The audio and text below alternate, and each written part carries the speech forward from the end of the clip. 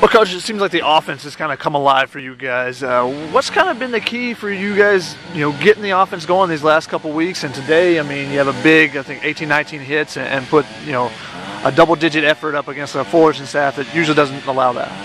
Yeah, I don't know. I don't know what the reason is. We were a very bad offensive team for our entire non-conference schedule, and ever since conference has started, we've started to swing the bat better. I think it starts at the top of the lineup. McKenna and Beasley, they're being very productive, and it kind of takes the pressure off everybody else. Everybody else just kind of falls into place, and when you hit it, bag it, it's just a little easier. I mean, it's more of an offensive ballpark, and we were at Irvine, which is an offensive ballpark. Davis wasn't, but we've gotten some confidence from an offensive standpoint, and seem to be doing pretty well.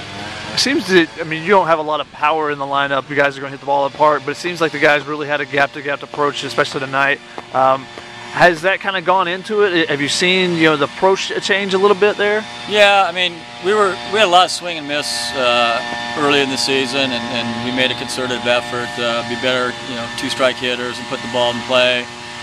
We always try to use the middle of the field if at all possible, and sit on pitches up. I mean, there's a lot of different things that we weren't doing early, and we seem to be doing a better job as of late. But early on, nobody was getting multiple hit games, and I think McKenna was kind of the first guy to start doing that. And you look at tonight, we had a lot of guys with multiple hits, and like I said, he and Beasley have been very hot. Sanderson's had a real productive year offensively, but there's a big gap. I mean, we have three guys that are well above 300, and then it drops off dramatically after that. I think you're talking about the mid-260s after that. So not everybody is swinging it, but hitting's contagious, and that was part of our downfall. But most of it was playing poor defense, and we're very we have some challenges defensively. Last time I saw you moved Kyle to shortstop, and that kind of been the change. Now you got Beasley at third. It seems like he's playing pretty well over there. You kind of switched the defense up with Sanderson having the injury and having to move him to first. Does it feel like that's kind of solidified things defensively? Yeah, we're forced into putting Ogre into second because Beasley had a concussion third game of the Irvine series, our first conference series, and he was out the entire following week, and kind of thought about things and put Scott there, and he's been great. He's picked up things quickly. He's got that strong arm, so now we're turning double plays, with his pivot, and he's very good at the 4-6 pivot, and so it's really good. And then Beasley, he's kind of settled into third base. He feels more comfortable there, I think, than shortstop or second base, and it has a lot to do with confidence. So when those guys play with confidence, they're just much better.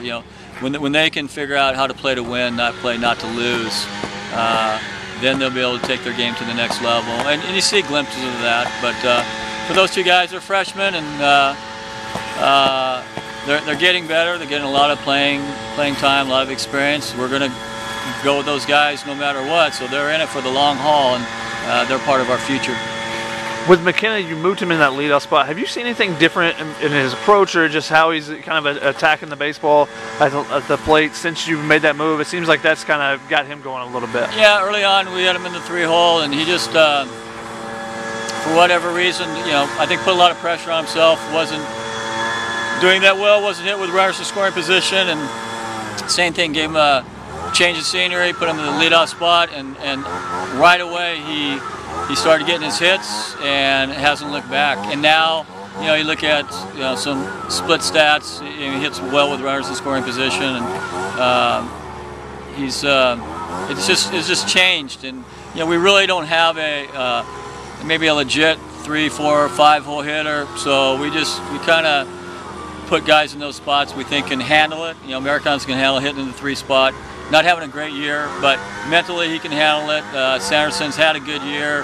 He was our 5-hole hitter, moved to the 4 spot. And Nick Meyer, he's hit 4 and 5 a lot for us. And so we have guys that I think can handle just being in those spots mentally.